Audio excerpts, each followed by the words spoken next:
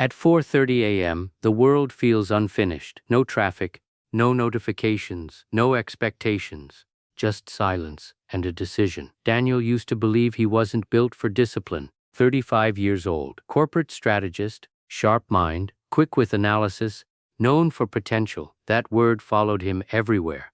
Potential. It sounded like praise. It was actually a sentence, because potential means you haven't done it yet. His life wasn't collapsing. It was comfortable. Salary steady, apartment clean, social life active enough to post about, but every Sunday night felt heavy. He would sit on the edge of his bed, phone glowing in his hands, thinking about all the things he said he would start. The book, the business idea, the fitness goal, the certification, always starting soon. Monday mornings arrived like negotiations. The alarm rang at 6:30, snooze, again and again.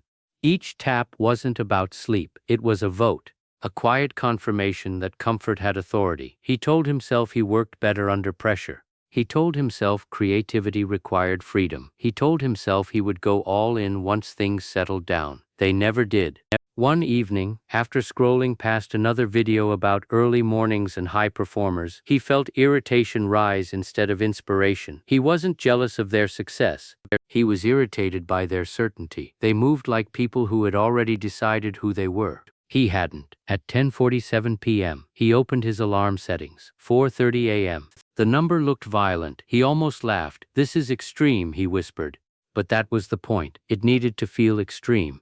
Not because 4:30 was magical, but because his current identity was soft around the edges, and soft identities negotiate too much. He set the alarm, placed the phone across the room, turned off the lights.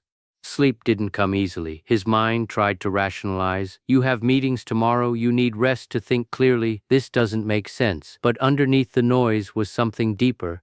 A quiet challenge. Are you in control, or are you comfortable? The alarm detonated in darkness. 4:30. No gradual sunlight. No gentle wake-up music, just sound. His body felt heavy, eyes dry, head fogged. The old script activated instantly. "This is stupid. You can start tomorrow. Successful people sleep too." But then another thought cut through. "If you snooze, you stay who you are." That sentence hit harder than the alarm. He stood up, not gracefully, not heroically. He just stood. That movement felt small, but psychologically, it was rebellion. He wasn't trying to be productive. He was trying to remove negotiation. The first morning was awkward. He made coffee in silence, sat at his desk, stared at a blank notebook. The house felt unfamiliar at that hour. He wrote a single sentence, "I keep my word." It felt dishonest, but he wrote it anyway. From 4:45 to 6 o'clock, he worked on a strategy outline for a consulting side project he'd delayed for 2 years.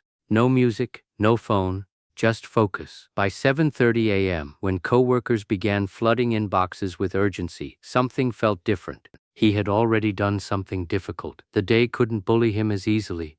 Day 3 was harder. Fatigue accumulated. Day 5 felt pointless. He questioned the sustainability.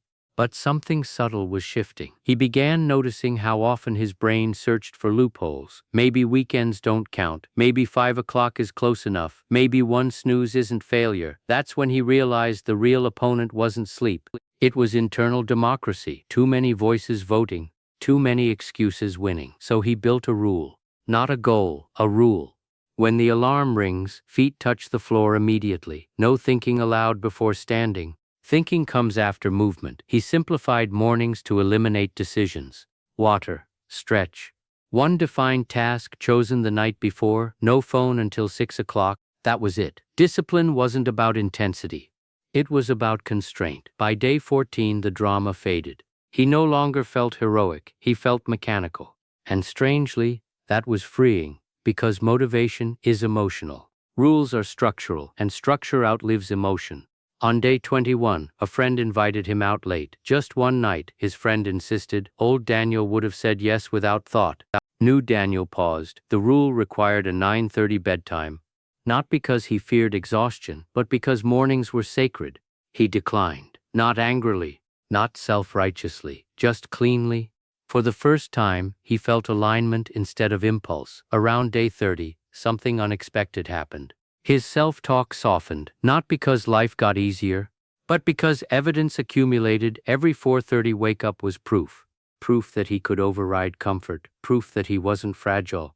Proof that discipline wasn't a personality trait, it was a practiced decision. But discipline always tests conviction, and his test was coming.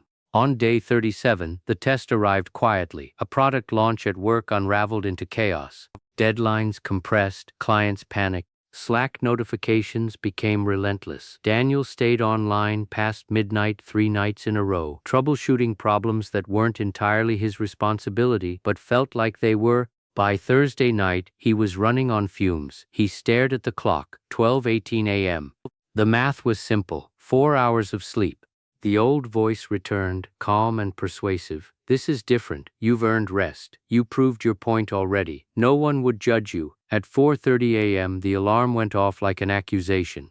His body felt cemented to the mattress. For 5 long seconds, he didn't move. The ceiling above him looked heavier than usual. He could feel the negotiation building. If discipline makes you exhausted, what's the point? High performance requires recovery. Be reasonable. But something had changed over the past month. He no longer saw the alarm as a productivity trigger. He saw it as a line of authority. If he crossed it once without consequence, the rule weakened. And if the rule weakened, identity cracked. He swung his legs off the bed. Slow, uncertain, but decisive. He didn't feel strong. He felt obedient to his own standard. That morning was messy. His focus was dull. His writing sluggish. But he showed up. And that mattered more than output. By 6:15 a.m., he felt something unexpected. Not energy, pride. Not loud pride, quiet stability, the kind that says, you don't fold under pressure. That week revealed something critical. Discipline is not tested when conditions are perfect. It's tested when they aren't. Anyone can wake up early when motivated. Few wake up early when depleted. Around day 45, fatigue accumulated again.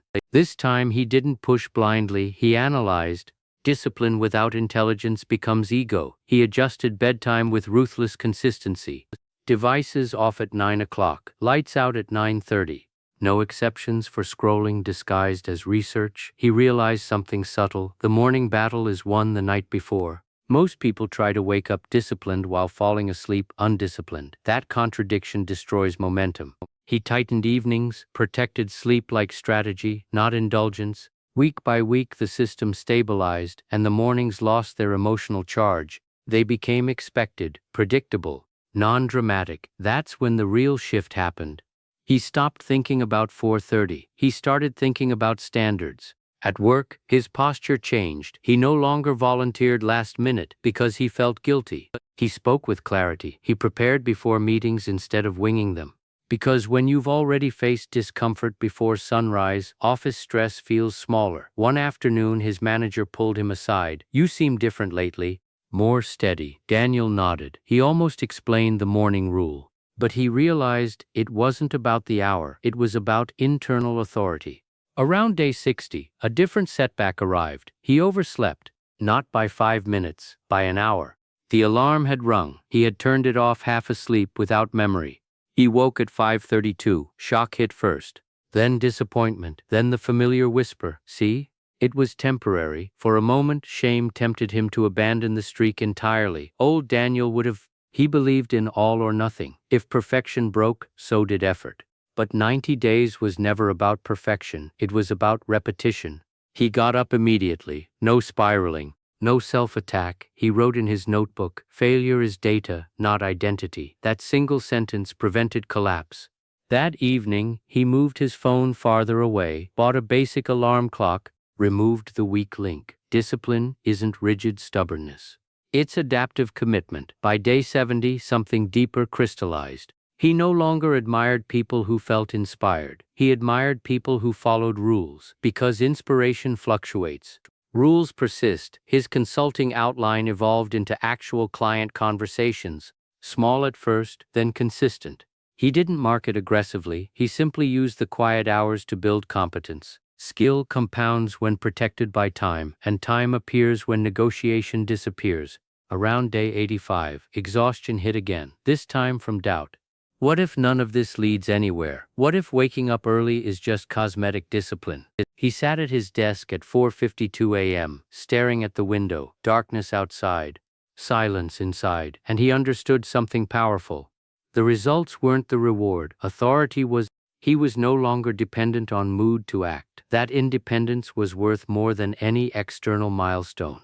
On day 90, the alarm rang. He stood up before it finished. No hesitation, no emotional speech, just motion. The behavior felt neutral, automatic. Identity had shifted.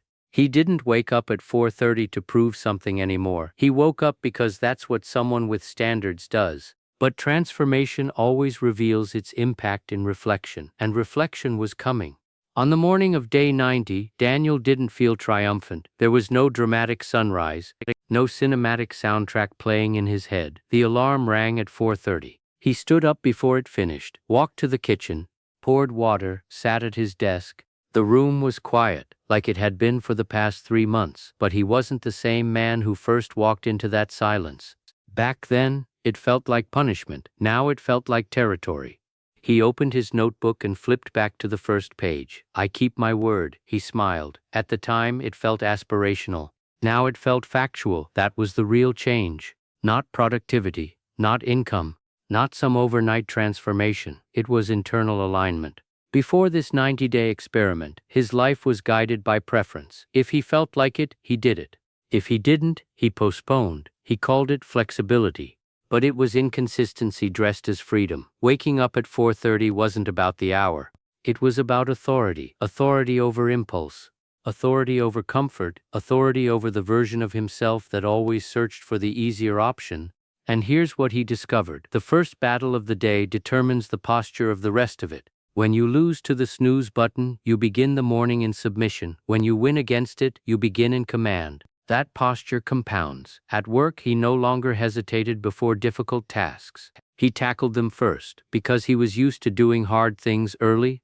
In conversations, he spoke more directly, because discipline strips away the need for approval. In his side consulting work, he stopped waiting to feel ready. He executed, because readiness is a byproduct of repetition, not emotion. But the deepest transformation was invisible. His self-respect stabilized. Not the loud, ego-driven kind, the quiet kind, the kind that comes from evidence. Evidence that he could rely on himself, that he would show up even when no one was watching, that comfort didn't have veto power. Most people underestimate how much energy is lost in internal debate. Should I? Maybe later, tomorrow might be better. Those tiny negotiations drain momentum. A rule eliminates the debate. And when debate disappears, energy returns. Daniel didn't gain superhuman discipline. He installed a simple standard and protected it for 90 days. That's it. But standards reshape identity. Identity reshapes behavior. Behavior reshapes results. Somewhere around day 60, he stopped counting.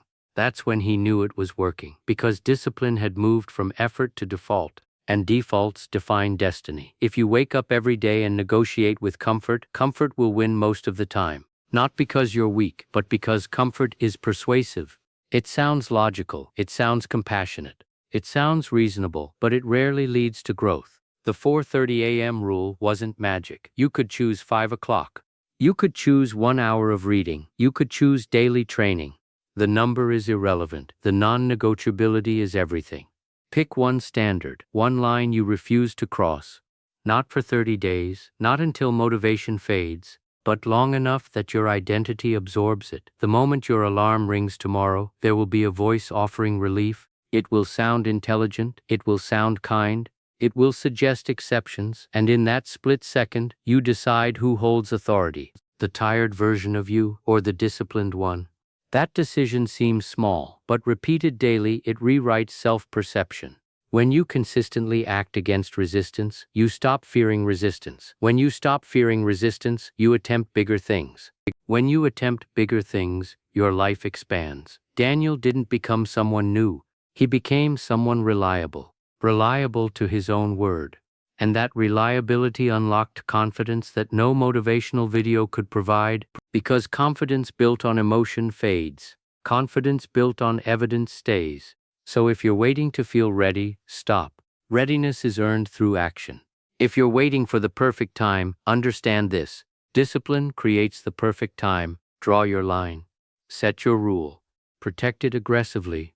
When the world is dark and quiet and no one would know if you quit, stand up anyway. Not for productivity, not for applause, but for authority. Because the person who controls the first decision of the day eventually controls the direction of their life. Become that person.